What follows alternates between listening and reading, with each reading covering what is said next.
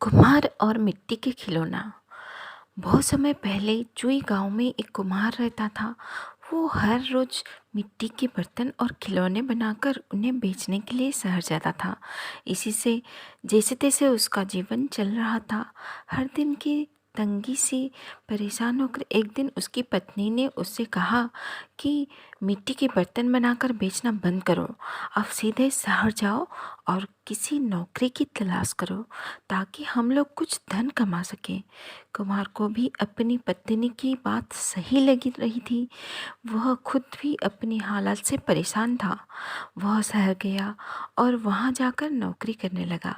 भले ही वह नौकरी करता था, लेकिन उसका मन मिट्टी के खिलौने और बर्तन बनाने का करता रहता था। फिर भी वह मन मारकर चुपचाप अपनी नौकरी करने में लगा रहा। ऐसे ही उसे नौकरी करते हुए काफ़ी समय गुजर गया। वह जहाँ काम करता था, उसके मालिक ने एक दिन उसे अपने बेटे के जन्मदिन पर बुलाया। जन्मदिन के उपहार के तौर पर हर कोई महंगे महंगे तोहफे खरीद कर ले गया था। कुम्हार ने सोचा कि हम गरीबों का तोहफा भला कौन ही खरीद देखता है, इसलिए मैं मालिक के बच्चे को मिट्टी का खिलौना बनाकर दे देता हूँ। यही सोचकर उसने मालिक के बेटे के लिए एक मिट्टी का खिलौना बनाया और उसे उपहार के तौर पर दे दिया। जब जन्मदिन की दावत खत्म हुई तो मालिक के बेटे और उसके साथ के दूसरे बच्चों को मिट्टी के खिलौना खूब पसंद आया। वहाँ मौजूद सभी बच्चे वैसे ही मिट्टी का खिलौना लेने की जिद करने लगे।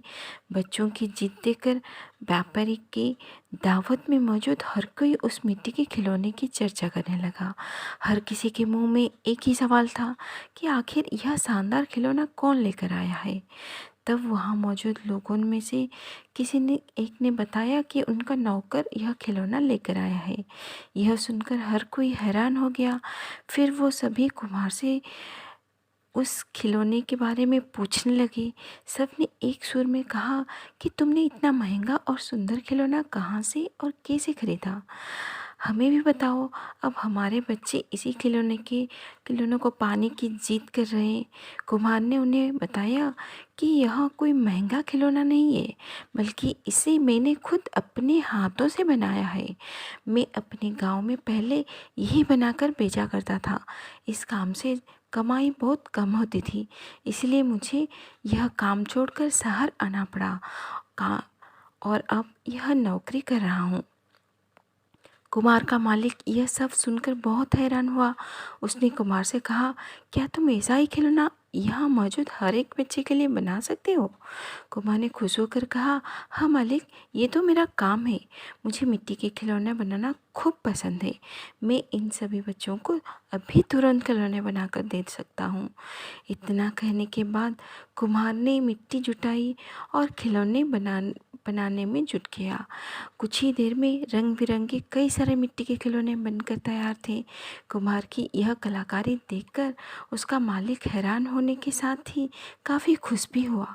वह मन ही मन मिट्टी के खिलौने का व्यापार करने की सोचने लगा। उसके मन में हुआ कि वह कुम्हार से मिट्टी के खिलौने बनवाएगा और फिर खुद उन्हें बेच देगा। उसने यही सोचकर कुम्हार को मिट्टी के खिलौने बनाने का काम दिया।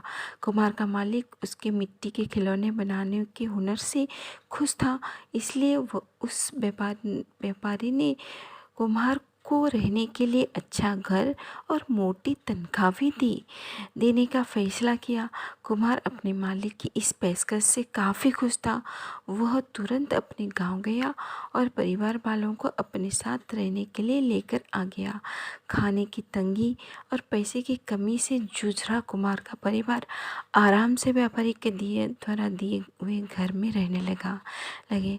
कुम्हार द्वारा बनाए हुए गए खिलौने से उस व्यापारी को काफ़ी मुनाफा हुआ। इस तरह से उस सब अपनी ज़िंदगी आनंद और खुशी के साथ जीने लगे।